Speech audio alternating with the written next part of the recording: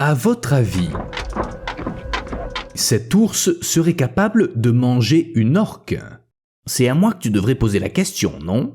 Eh bien, il en est capable?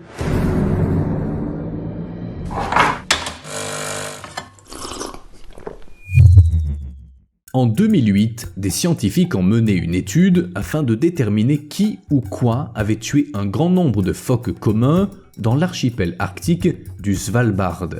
Au cours de leurs recherches, ils ont disséqué un requin du Groenland, c'était le suspect numéro 1, et ils ont trouvé quelque chose d'étrange dans son estomac, la mâchoire d'un jeune ours polaire. Les scientifiques ont été tellement choqués qu'ils ont éclaté de rire. C'était sûrement un rire nerveux, mais on peut les comprendre. L'ours polaire est un super prédateur. Il est au sommet de la chaîne alimentaire. Personne n'ose le chasser. L'ours polaire est trop grand, trop fort et trop féroce. Maintenant, imaginez ça. Le plus grand prédateur terrestre contre un requin rapide et mortel aux dents aiguisées comme des rasoirs.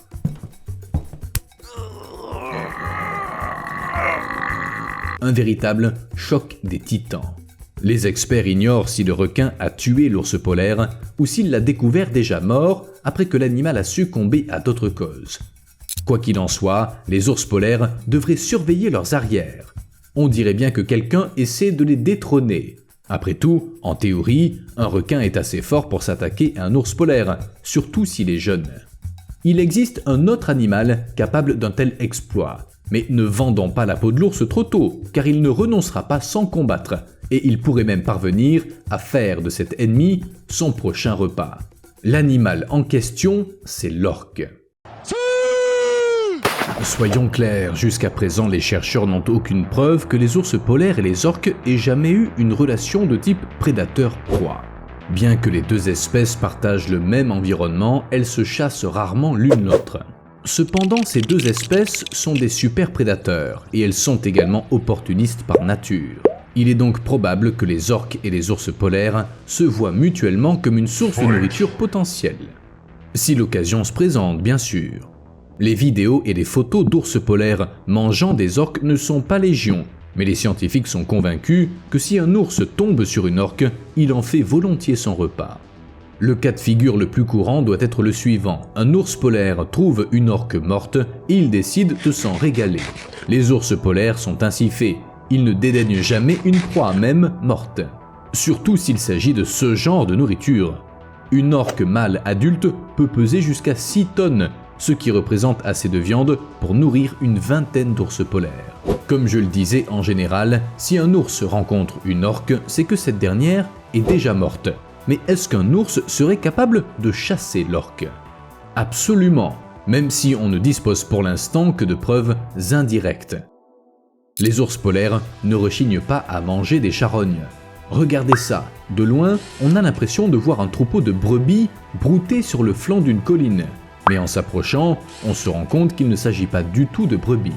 Sur l'île isolée de Wrangel, des centaines d'ours polaires se sont rassemblés sur le rivage pour se régaler d'une carcasse de baleine.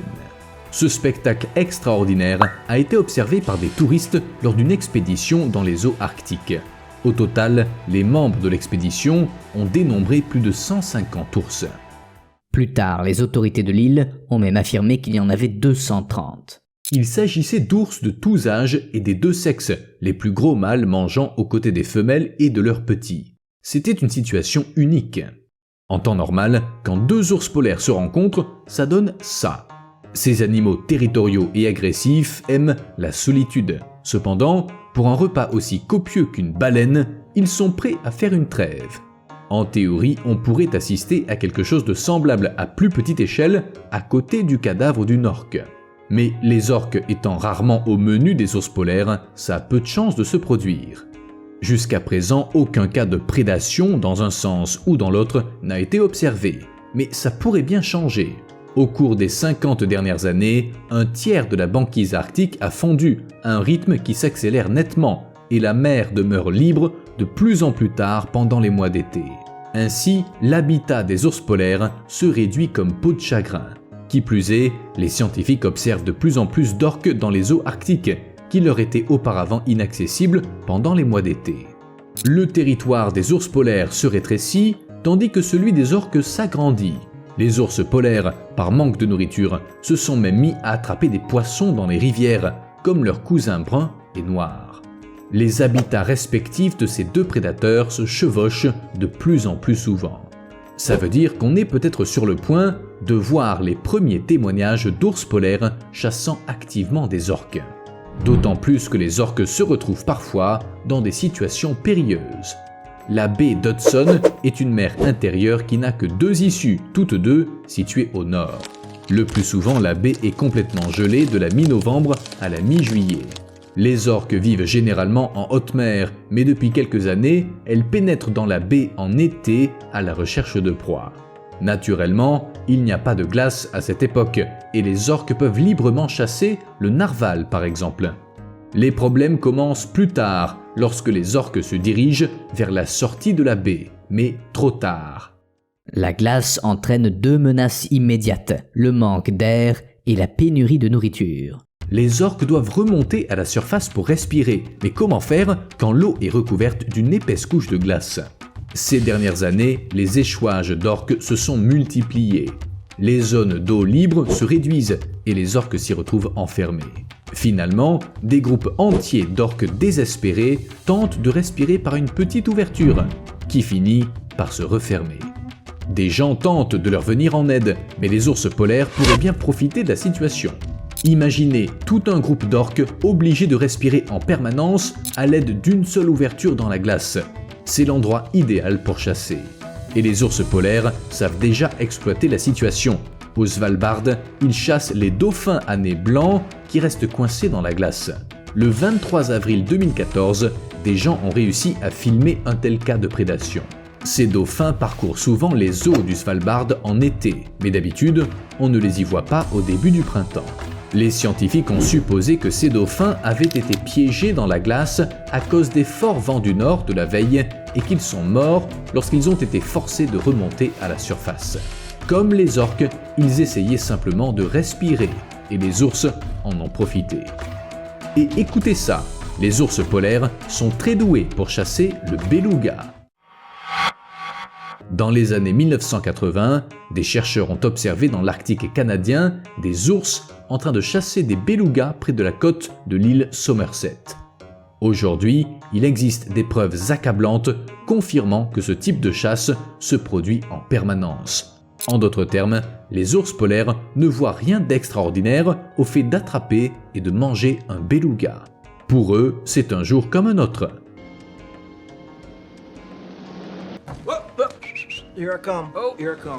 Certains experts affirment que ce comportement est la conséquence du changement climatique. D'autres pensent que les belugas, et surtout leurs petits, ont toujours fait partie du régime alimentaire des ours polaires. Simplement, les scientifiques manquaient de données jusqu'à maintenant. Bref, tout ça signifie que les orques pourraient bien servir de proie aux ours polaires. Certes, elles sont beaucoup plus grandes et plus dangereuses que les belugas, mais les ours pourraient bien considérer les jeunes orques comme des proies. Pourquoi pas ? De plus, les interactions entre ours et belugas et les histoires de dauphins pris dans la glace ne sont pas les seuls facteurs qui nous amènent à penser que les orques pourraient intégrer le régime alimentaire des ours polaires. En effet, le monde change. Récemment, on a filmé un ours polaire en train de chasser et de manger un renne. Et alors, vous dites-vous ? Eh bien, ça n'avait jamais été filmé auparavant. Certes, il existait des témoignages, mais il y a une grosse différence entre une histoire et un événement filmé du début à la fin. L'ours polaire s'est lentement approché du troupeau avant d'attaquer un renne mâle qui s'était jeté dans les eaux voisines pour tenter de lui échapper. Mais le prédateur l'a suivi. Il faut savoir que les ours polaires peuvent atteindre la vitesse de 40 km/h sur terre et de 10 km/h dans l'eau. Il a finalement enfoncé ses griffes dans sa proie à 25 mètres du rivage. Une longue lutte s'est ensuivie, au cours de laquelle le renne s'est retrouvé immergé à plusieurs reprises et il a fini par succomber. Puis l'ours a savouré son repas. Ce qui est vraiment captivant, c'est que si un ours polaire réussissait à abattre une orque, il saurait exactement quoi en faire. En effet, 6 tonnes de viande, c'est pas rien, et il serait impossible à un ours mâle, même énorme et insatiable, de tout consommer. Or, les ours polaires ont développé une adaptation évolutive pour faire face à de telles situations. Ils ont inventé les garde-manger. Vous savez que les écureuils cachent des noix. Les ours polaires font à peu près la même chose. Ils enterrent leur proie dans la neige. Ce comportement est rare, mais il existe. Il a été observé 19 fois à ce jour. Tout dépend de la proie. Lorsqu'il s'agit d'un simple encas, comme un bébé phoque, l'ours polaire le dévore d'un trait. Il n'est pas nécessaire de le cacher. Cependant, si la proie est de grande taille, comme un phoque annelé adulte, un morceau de baleine ou une orque, l'ours peut la recouvrir de neige et la surveiller jusqu'à ce qu'il ait tout mangé.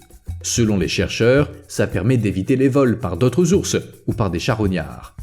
Une carcasse ensanglantée est facile à repérer sur un fond blanc, mais une fois recouverte de neige, il est même arrivé que des ours enterrent la même proie plusieurs fois de suite lorsqu'ils ne pouvaient pas la manger en 2 repas. Que faire s'il n'y a pas de neige? On peut utiliser de l'herbe sèche pour couvrir la nourriture. On sait qu'il arrive aux ours polaires de le faire. Ils sont remarquablement intelligents. Si les orques intègrent le régime alimentaire des ours polaires, elles pourraient jouer un rôle crucial dans leur survie. Je vous explique. La lignée des ours polaires a divergé de celle des ours bruns il y a 152 000 ans. Ils ont donc traversé plusieurs périodes de climat chaud. Mais comment ils ont fait? Et surtout, est-ce qu'ils sauraient le faire à nouveau? Les chercheurs pensent que les ours polaires ont survécu en adaptant leur régime alimentaire. Ils sont devenus des charognards, chassant moins de phoques et recherchant de grands mammifères marins comme les baleines. Évidemment, ils ne se jetaient pas à l'eau pour chasser les baleines, ils dévoraient celles qui s'échouaient sur les plages arctiques. Ça a pu aider les ours polaires à survivre aux périodes interglaciaires. Les ours polaires ont des besoins nutritionnels bien particuliers. Ils doivent consommer une quantité importante de graisse. Une quantité énorme. Une portion de graisse pure dans une assiette en carton. La graisse riche en énergie leur permet de maintenir leur température et de se déplacer à la recherche de nouveaux aliments. C'est pourquoi les baleines sont le repas idéal pour eux, grâce à leur épaisse couche de graisse. Elle peut représenter 40% de leur poids. Les orques sont pas tout à fait aussi grosses que les baleines, mais elles sont quand même très grasses. Par conséquent, si les ours se mettent à chasser les orques, ça pourrait les aider à survivre au prochain réchauffement. Mais devinez quoi? De nombreux scientifiques affirment que la population d'ours polaires est en déclin. Je pense que Steve et moi avons déjà abordé ce sujet. Et la vidéo d'aujourd'hui semble confirmer que les choses ne se présentent pas bien. Heureusement, des recherches menées il y a 5 ans ont montré que la situation n'est pas aussi grave qu'on le craignait. Des scientifiques ont procédé à une évaluation complète de la population d'ours polaires dans la région de la mer des Tchouktches, entre la Russie et l'Alaska. À leur surprise, les ours se portent plutôt bien. L'étude indique que la population est stable et qu'elle compte environ 3000 ours. Mais il faut reconnaître que la population en question est vernie. Son territoire est très riche en phoques. Enfin, ça reste une nouvelle réconfortante à l'heure où on parle sans cesse d'espèces en voie de disparition. Du caca scintillant. Des scientifiques transforment des ours polaires en fées. Enfin, plus ou moins.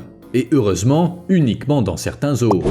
Les chercheurs ont besoin de récolter des échantillons de crottes d'ours polaires, mais il est difficile de les identifier lorsque plusieurs ours partagent le même enclos.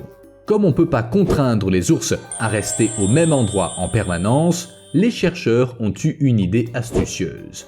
Ils font avaler aux ours une petite quantité de paillettes inoffensives qui passent dans leur système digestif et permettent d'identifier leur caca. C'est sacrément ingénieux. Des saumons attirés par la bière.